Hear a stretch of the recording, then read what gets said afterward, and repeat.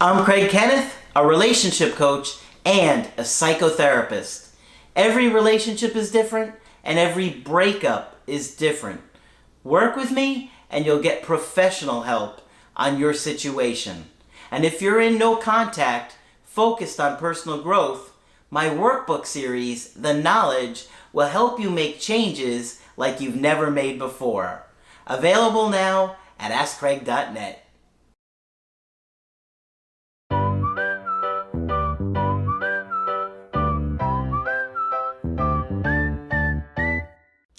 Hi there, I'm Coach Craig Kenneth, and in this video I'm going to be talking to you about I learned that my ex is avoidant.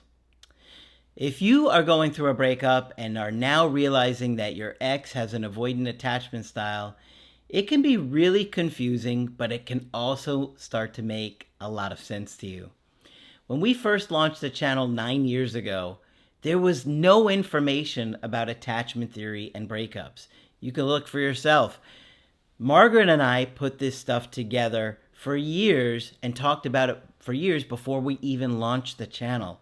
Now, all kinds of people are talking about it, and please be very careful where you get your information from. A lot of dating coaches just spew things out, they make things up, and a lot of the advice is either immature or toxic. So if you want my honest opinion, look for brilliant clinicians. Clinicians that have degrees, they've been trained, they've had a lot of hours to train, they've gone through classes and experience, as opposed to anybody that literally just gets most of their information from our channel. In fact, I've coached many of these coaches, but they don't cite us like we cite the clinicians that we share their stories or we share their studies and their information. A lot of people don't cite us, but that's the truth. So be careful about where you get your information when it comes to attachment styles, because a lot of the information is not accurate, okay? They start to say things that may have truth to it, but then they jump to these huge leaps in logic and major conclusions in a lot of cases, because you guys will send me stuff and say, well, what do you think about this? And I just shake my head, and I don't want to name names, but there's a lot of stuff out there. So please look to see what their credentials are, where they got their experience. Did they get a master's degree or a doctorate or something like that? Because they're going to be a lot more likely to have the accurate information, okay? Because that's what you want, right? Like, you want accurate information for your breakup. You're trying to figure out your particular person, your partner, your ex, or maybe you're working through your own attachment issues. You don't want to get inaccurate information that can really send you down a dark path where it just leads to you feeling more hurt, more angry, more negative, have a lot of anger towards the opposite sex. Look at the comments of the people. There's a lot of anger and hostility towards the opposite sex, acting like they're the villain because, but they don't take any accountability. Well, I just saw a comment. You've been cheated on 3 times. Well, you're also a part of this equation. You chose those 3 people. You just want to blame it on the opposite gender without taking a look at yourself and maybe who you've chosen, because that's a part of it. We want it, or how slow you took things, or red flags that you ignored. So these are all the things you want to consider. There's, literally hundreds or thousands of questions you could look at for a relationship because they're so confusing and complicated. Now, when we find out that our partner is avoidant, it can really make us feel hopeless. It can make us feel like things won't turn around. They will never come back. They will never fight for us. But that's simply not true. Avoidant exes will fight for you, okay? That's, a lot of clickbait that's been going on right now. Avoidant exes won't fight for you. We put out a video that explained how they will and why they will, so take a look at that. But avoidant exes will fight for you. However, the conditions have to be right, okay? So if you're chasing that person, if you keep reaching out, it won't allow them to fight for you, because why would they fight for someone that's readily available, okay? So it all has to do with the approach as well. It's not just that an avoidant won't fight for you, okay? So avoidant exes do come back. Avoidant exes can be in healthier relationships, but you do need to have more awareness. You do need to have more emotional self-control. You have to be accountable for yourself, how you show up, how you communicate, how reasonable your expectations are, a lot of different things. Now, if you don't want to date an avoidant, you don't have to date an avoidant, okay? I'm not telling you to date an avoidant. I'm telling you if you want to, okay? You are an adult. You get to choose who you want to spend your time with, who you want to get into a relationship with. Just educate yourself on those things so there are no major surprises, right? The more you enlighten yourself, the easier it is to navigate things, to have emotional self-control, and to have a healthier dynamic.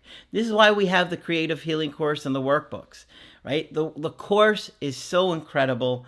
It has so much therapeutic material that is going to enlighten you, educate you, cause you to reflect. There's homework activities, there's whiteboard videos, there's audio affirmations, there's exclusive videos, there's regular videos, there's cartoons. We looked at a lot of different ideas and ways to help you grow, to help you put yourself in the best position to re-attract an ex in a healthy way.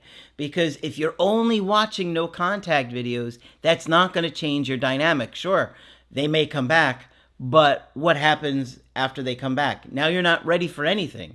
You're not ready for the dates. You're not ready for showing up and soothing yourself or handling the challenges that are going to come. And believe me, you don't realize the challenges that are going to come, okay?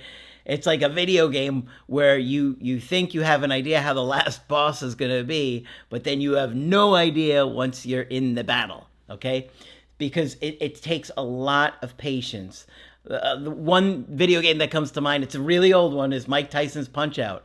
You know, you have no idea how challenging he will be at the end of that game, but it's to the point where I still know the code to get to him after like 30-something years, because you just had to do it hundreds of times in order to even survive the first minute and a half of that round, right? So why am I telling you this? Because if you're dating an avoidant, you don't realize the challenges that you're going to face beyond no contact and what they're wanting, what they need, and the ability to soothe yourself that you're going to need to have, because you're going to want to say, can we fix this? Can we talk about it? Can we get back together? You're going to want answers, and all of that just pushes them away. So I've got an email coaching for you today from a guy that learned that his ex-avoidant. Now this guy is in his late 20s and he works for a family business. He also does some other things professionally and he volunteers. Now he said that he didn't really get to date a lot because his dad had a serious health issue for several years that he wound up really having to take care of his dad. And he said, besides work, helping care for him occupied most of my 20s, so I wasn't actively dating. And that is sad, right? That he wound up having to care for his dad for so long that unfortunately he got to miss out on a major part of your life, where life is supposed to be the most fun and free and you're able to find yourself. But he wound up taking care of dad. And it was a pretty serious illness. I'm not going to say what it is. I'll leave it a little vague. But it was very serious. And he said, nor was I in a place to date with everything going on. I met my ex in the summer of 22. She'd been with her boyfriend for about 2 years. He was about 20 years older than her.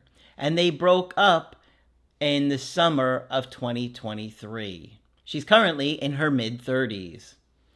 In the fall of 2023, she messaged me on social media asking me, or saying to me, that she didn't realize I had made an account. We began messaging each other maybe one evening every month. In time, our conversations deepened. We discussed our parents, what we wanted in life. She even asked me if I wanted kids.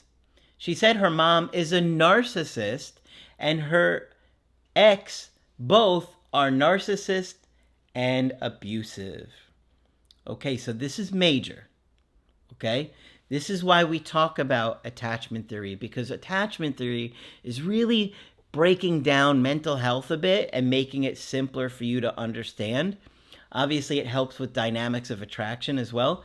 But if she has a narcissistic mom and then she was drawn to a narcissistic boyfriend, that tells me that she has got to do some work on herself to heal some of that stuff, because she's probably drawn to the familiar. This is why you got to work on yourself, guys. We unconsciously are drawn to the familiar, and that's why I say do the workbooks, do the course 30 minutes a day. It's going to help you break those patterns by becoming aware of things, right? So we got a woman here that she's dating narcissists. She's attracted to them still, because we're often drawn to people that are familiar, people that are like our caregivers, unless we do the work. He says, I explained my dad was similar but basically just not a good father. I felt we'd both faced difficulties, but learned from them, and were committed to reaching a better place in life. She also said she was in therapy. And that's great, because you have a narcissistic mom, you're dating narcissistic and abusive boyfriends. You gotta work through that. You gotta talk about it. You gotta do therapy. You gotta heal it and work through it, and it's a process. Now, hopefully she's got a good therapist who has a good understanding of personality disorders and things of that nature, because that would be a lot more helpful. Like, not all clinicians specialize in all things, right? Some focus on kids, some focus on cognitive behavioral, some focus on trauma. So everybody can explore their different passions as a clinician, but it might not be a good fit for you. Or her, in this case. She began volunteering for the same nonprofit as I did, and after our first meeting together, I asked her if she'd like to get to know each other better. Our first date was in the summer of 2024. After that, we texted and talked almost every day. She eventually asked if we could see each other more, and on our third or fourth date in late summer of 2024, it went fantastically. All right. So they had been texting for a while, and he was slowly starting to get to know her. I guess they were texting for months here, right? And then, yes, because they didn't go on that first date until the summertime. Everything changed after that. He just said it was fantastic, right? So what happened? She was always busy when I'd ask her out. I never bombarded her, but I asked her how she felt about things. She said great when I brought it up exclusivity, but she really didn't answer. So she's not communicating here. You could already see. He's bringing up exclusivity. How do you feel about things? He's checking in. And she's like, great. Okay. Care to expand on that? I was miserably confused and kind of heartbroken. But I figured she just wasn't interested anymore. Then she began texting me once every week or two. I tried to express my need for more consistency, but nothing changed. And you can't force it. Unfortunately, it's tough. You really like her, you care about her, you're excited about the situation, and she's constantly letting you down, not giving you what you need. And transitioning from a conversation online to in person, I think it's really a struggle for her. It's hard to say, though, because we don't have a lot of information. He says, a couple months later, I learned about avoidant attachment style from y'all, and things started to really make sense. Around that time, she must have felt the shift because she asked if I was angry with her. I said I was disappointed our relationship foundered. I think he meant floundered. But not angry. She replied she was disappointed too. So I asked, what does she want to do about it? It's a great question. You're disappointed too, but I reach out to you, I ask you what you want, you don't communicate. So give me something back here. After a few days of silence, I told her I wanted her to take a step with me, or at least talk to me about what's happening, or give me space. I hadn't intended to give an ultimatum, but I really was angry by then. And I think his anger is healthy. He's frustrated, he's sad, he's disappointed. He's trying to communicate, he's not getting anything back, and it's just building up. And this is the challenge of dating an avoidant, right? Having that emotional self-control and being able to navigate that sadness that you're going to feel in disappointment. She was upset, but next day she invited me to a concert. We met there, and it was fun, but things immediately went back to the status quo. Yeah, you're trying, but we need her to make an effort too. It takes two people to make it work. I began no contact, and she started sending occasional texts again after the new year. I replied briefly until she sent me an absolutely hilarious text on Valentine's Day. We texted throughout the day, and I eventually asked her what she was doing that evening. But she was busy. Oh, what was she busy doing? Was she busy?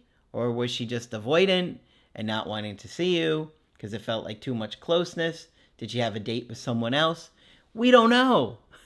There is so much that we don't know about the situation, so it's hard to say.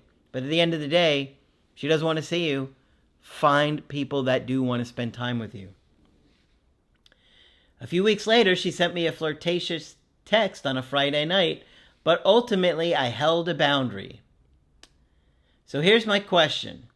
How can I vet any future reach outs to determine if she's committed to doing the work or if she's likely to pull back and disappear again? I still care about her, and I feel like she's just fundamentally hurt and afraid, but I can't be endlessly breadcrumbed. I could be wrong, but I feel like she'll reach out again, so I want to be prepared. Well, she could reach out again. I think right now it would take her a little bit longer because she's probably going to feel bad knowing that she's breadcrumbed you. But you need to look for accountability. Like, a huge component of breakups is accountability. This is why we're telling you guys, work on yourself, work on the issues, do the creative healing course, do the workbooks, 30 minutes a day. Those things are going to help you hold yourself accountable because you're going to be so much more educated and enlightened that it'll be easier to navigate and know what to do. And it'll be easier for you to determine and vet these things, because a lot of what we talk about is becoming mature, acting like a healthy, mature, loving adult, communicating, not playing games with people. And, we need to see that she can do that. But in order for you to know if she's doing that, you need to know what those things are. And, a few of the major ones would be, how much is she communicating to you now? Is she apologizing for what happened and showing you that she could understand how her behavior made you feel? Is she telling you she's going to change? And if so, is she telling you how or what she's going to do? Not, I'm going to be better, and then does nothing. Like, you need to see specific plans in action. That's why we're trying to get you to see specific things you have to do.